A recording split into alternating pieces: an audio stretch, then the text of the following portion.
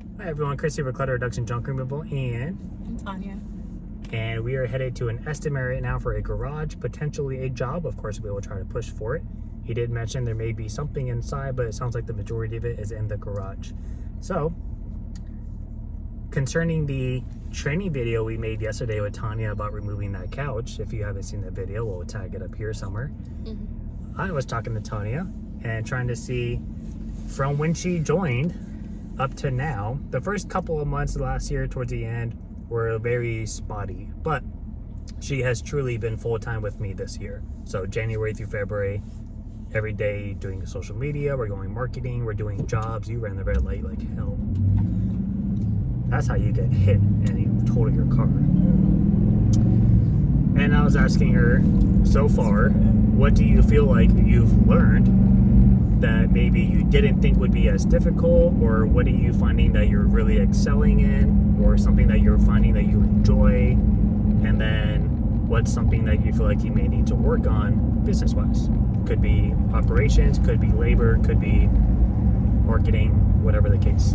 Well, thinking about it really quick, I feel like the easier thing that I learned is realistically almost bidding out a job or putting an estimate on a job. Hearing Chris talk and explain it to customers, he makes it so easy to visualize and understand, like, this is how much it's going to take up in a truck and what the prices are, and based off that, I don't think maybe fully yet I would estimate on point if it was like a much larger job, like 6 rooms, 7 rooms, even if I did separate it.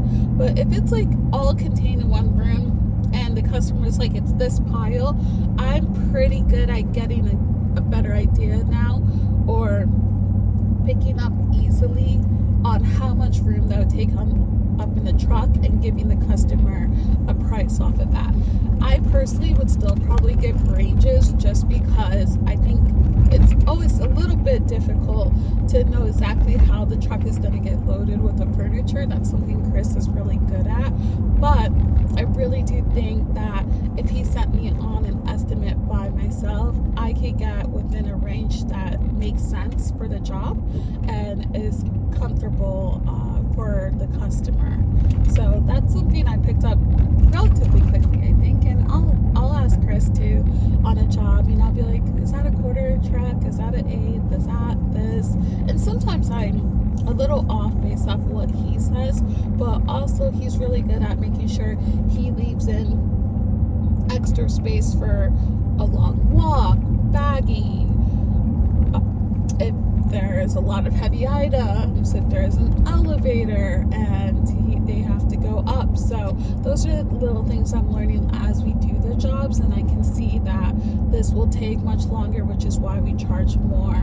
I also have one thing I'm not really fully understanding, and I probably because I don't unload as much as Chris does, but the going to the dump and knowing how much everything's gonna weigh, and how much it's gonna cost to dump stuff, that's something I still am not really picking up, and it's probably mostly because I don't really need to. It kind of just tells you there, but I think it would be nice to understand with the weight of stuff, guessing how much stuff weighs, and understanding what's considered a heavy item. So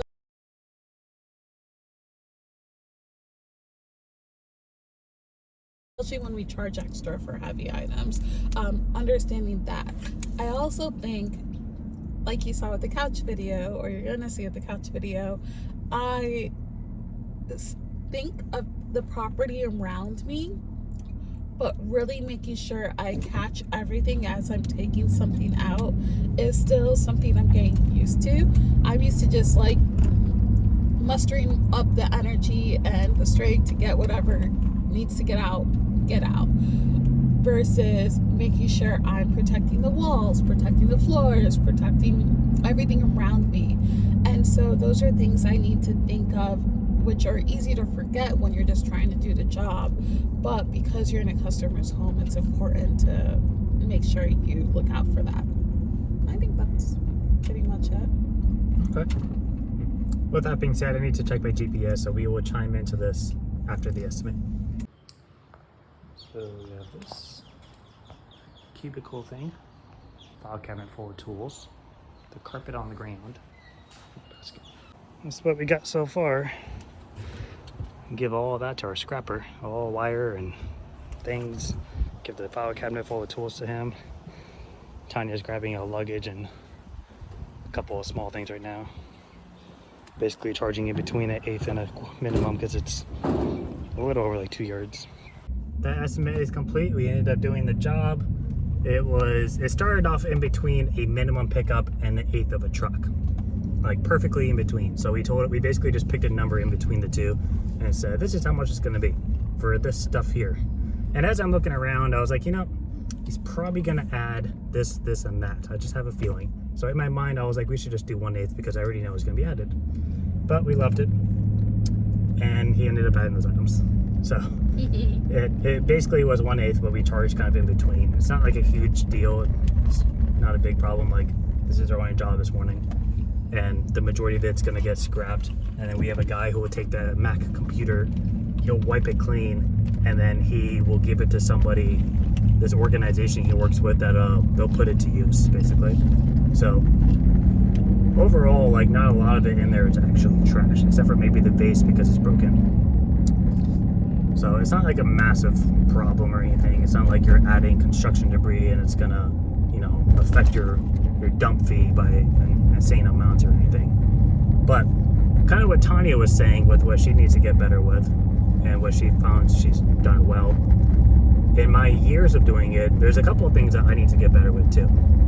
Number one, legal stuff, like employment forms and the laws behind it all, and like just knowing the legal system for business and what to do if this comes up, or, you know, when is it really my problem versus when is it just a bad experience.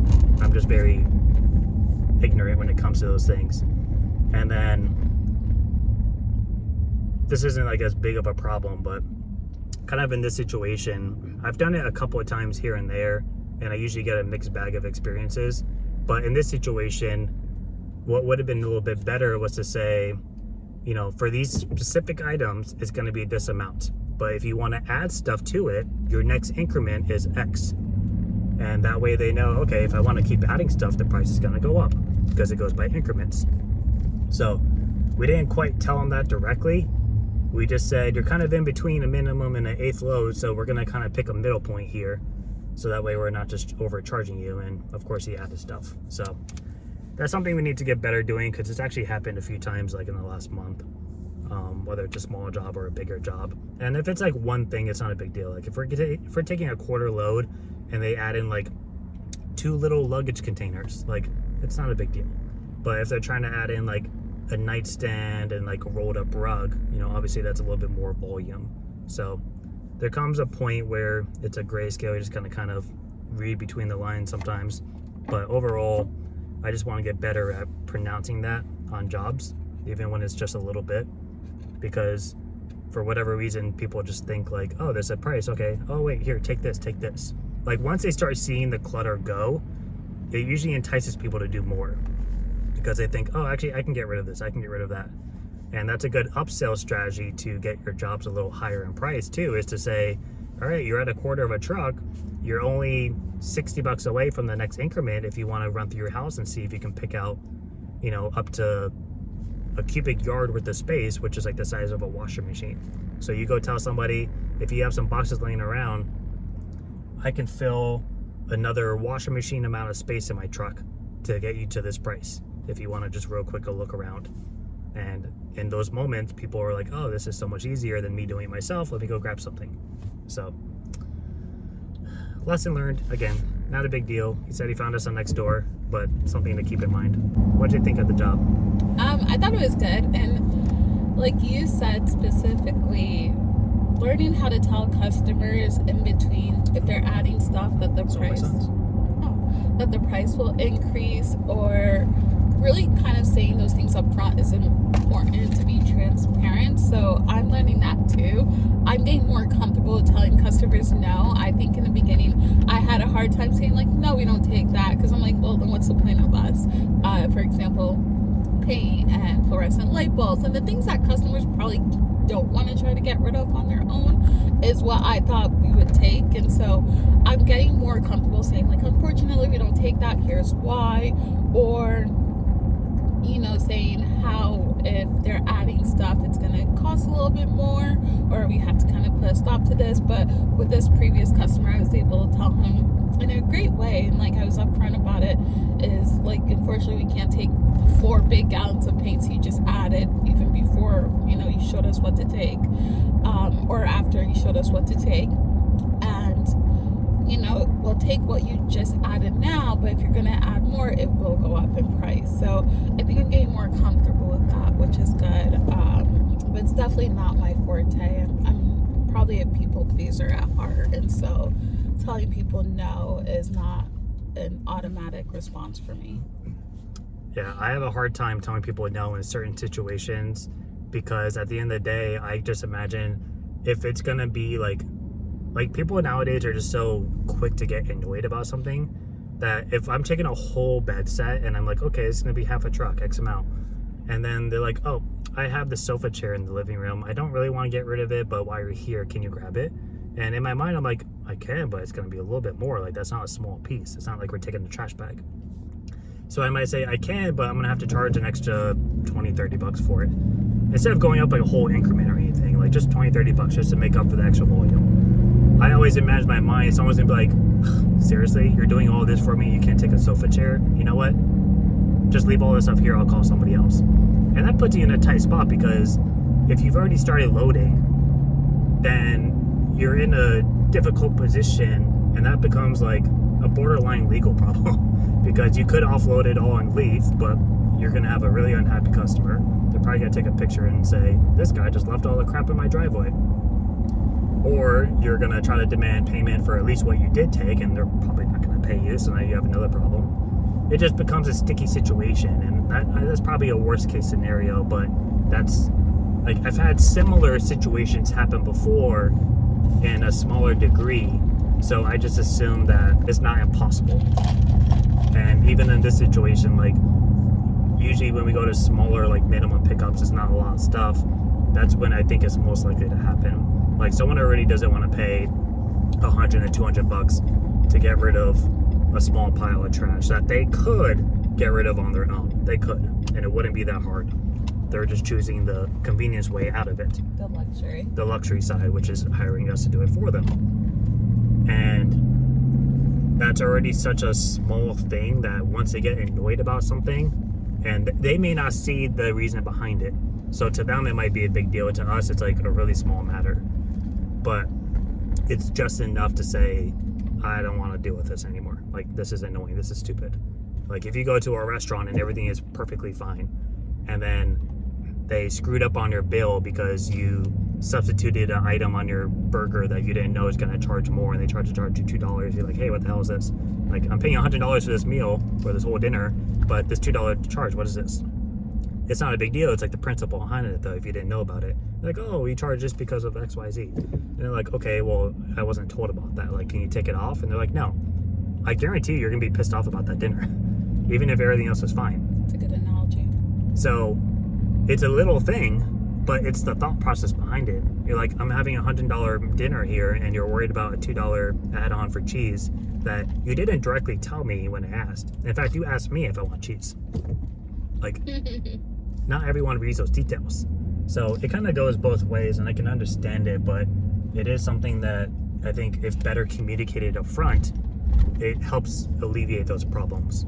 Like, if I had told the guy, hey, this item specifically is this amount, but if you want to continue adding stuff on while we're here, as you see the clutter go, you know, we can, you know, bump you up to the next increment, which is this amount. So just wanted to put that out there. We're back on. We're going to sort through all this stuff. I'll real quick throw up a picture of like all the different things that we're doing. And then I think that'll be it for today, unless something else pops up.